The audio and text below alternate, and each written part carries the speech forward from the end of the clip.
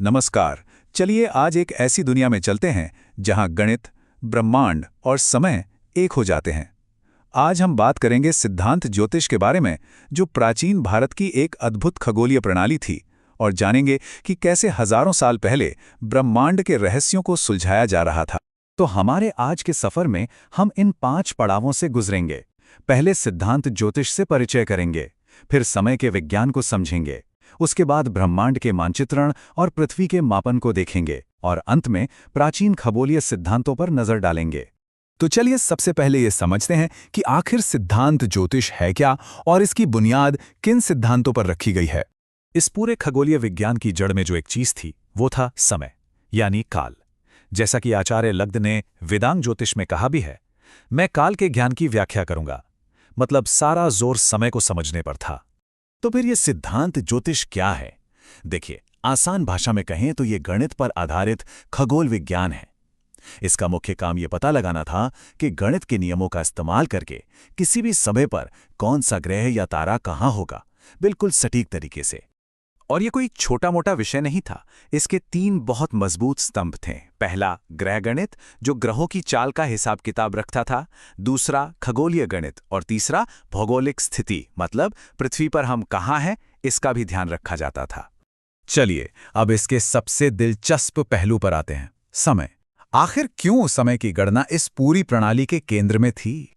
ज्योतिष और समय का रिश्ता इतना गहरा है कि इसका एक और नाम काल विधान शास्त्र भी है, यानी वो शास्त्र जो समय का विधान तय करे। इससे ये साफ होता है कि ब्रह्मांड को समझने की चाबी समय को समझने में ही छिपी थी। और कमाल की बात यह है कि प्राचीन खगोलविद सिर्फ एक तरह से समय नहीं मापते थे। वो 9 अलग अलग तरह के समय पैमानों का इस्तेमाल करते थे, जिसे नवविध कालमान कहा जाता था। कुछ पैमाने देवताओं के समय के लिए थे, कुछ ग्रहों की चाल के लिए, और कुछ हम इंसानों की गतिविधियों जैसे खेतीबाड़ी के लिए। तो सवाल उठता है कि ये सब किया कैसे जाता था? वो कौन से गणितीय तरीके थे जिनसे आसमान का नक्शा तैयार होता था और ग्रहों की चाल का पूर्वानुमान लगाया जाता था?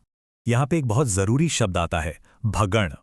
भगण का मतलब है किसी भी ग्रह का राशि चक्र का एक पूरा 360 डिग्री का चक्कर। ये एक तरह से ग्रहों के लंबे चक्रों को गिनने की बुनियादी इकाई थी। और ये गणनाएं मतलब दिमाग चकरा देने वाले पैमाने पर थीं। जरा सोचिए, एक कल्प यानी 4.32 अरब सालों के चक्र में सूर्य 4.32 अरब चक्कर लगाता है, और चंद्रमा तो लगभग 57.7 अरब चक्कर लगा लेता है। ये आंकड़े वाकई हैरतअंगेज हैं। अब ये थोड़ा मुश्किल लग सकता है, लेकिन इसे समझने का एक बहुत ही आसान तरीका है। एक ट्रेन के बारे में सोचिए।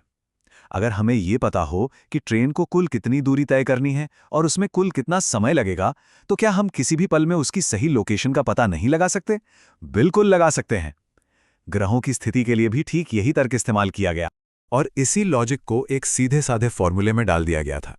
किसी ग्रह की औसत स्थिति निकालने के लिए उसकी कुल परिक्रमाओं को लिया जाता, उसे बीते हुए दिनों से गुणा किया जाता, और फिर उसे पूरे ब्रह्मांडीय चक्र के कुल दिनों से भाग दे दिया जाता था। एक सरल लेकिन बहुत शक्तिशाली तरीका। तो एक तरफ तो ब्रह्मांड के इतने बड़े बड़े चक्रों की बात हो रही थी, लेकिन कमाल की बात यह है कि उन्हीं सिद्धांतों से हमारे अपने ग्रह यानी पृथ्वी को भी नापा और समझा जा रहा था।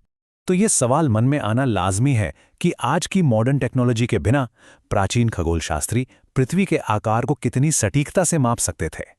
चलिए देखते हैं इसका जवाब क्या है। भारत के 2 महान खगोलविदों आर्यभट्ट और भास्कराचार्य के काम को देखते हैं।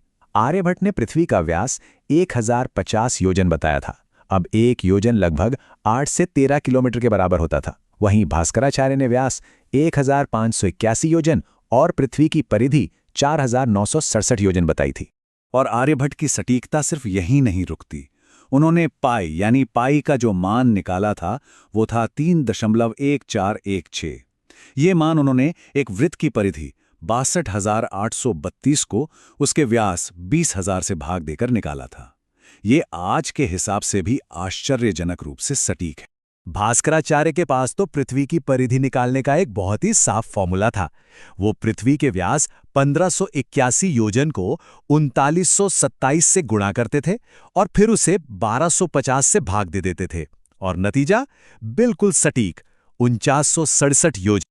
तो चलिए अब हम अपने आखिरी हिस्से की ओर बढ़ते हैं और समझते हैं कि इस ज्ञान के पीछे की वैज्ञानिक सूझ क्या थी, क्या उस समय में भी बहस होती थी? और इसका ऐतिहासिक संदर्भ क्या था? ऐसा नहीं था कि हर कोई एक ही बात मानता था। उस दौर में भी विचारों का एक जबरदस्त टकराव था। एक तरफ आर्यभट्ट का वैज्ञानिक मॉडल था जो कहता था कि पृथ्वी अपनी धुरी पर घूमती है, जिसे भूभ्रमणवाद कहा गया। तो दूसरी तरफ वेदों के अनुसार एक स्थापित दृष्टिकोण था कि पृथ्वी स्थिर है, अचल है।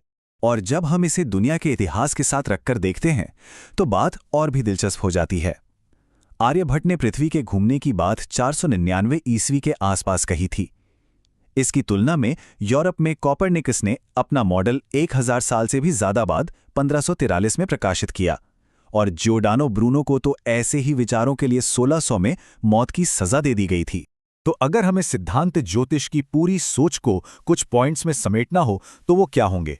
पहला, ज्ञान गणितीय प्रमाण पर आधारित होना चाहिए। दूसरा, समय ही ब्रह्मांड की व्यवस्था का आधार है। और सबसे जरूरी, हर सिद्धांत को प्रत्यक्ष अवलोकन यानी डायरेक्ट ऑब्जर्वेशन से परखा जाना चाहिए। और हम आपको इसी एक सवाल के साथ छोड़े जाते हैं। अगर इतनी सटीक वैज्ञानिक परंपराएं हजारों साल पहले मौजूद थीं, तो क्या ये मुमकिन नहीं कि इतिहास ने ऐसे और भी बहुत सारे ज्ञान को नजरअंदाज कर दिया हो, जिसे हमें आज फिर से खोजना और सीखना बाकी है?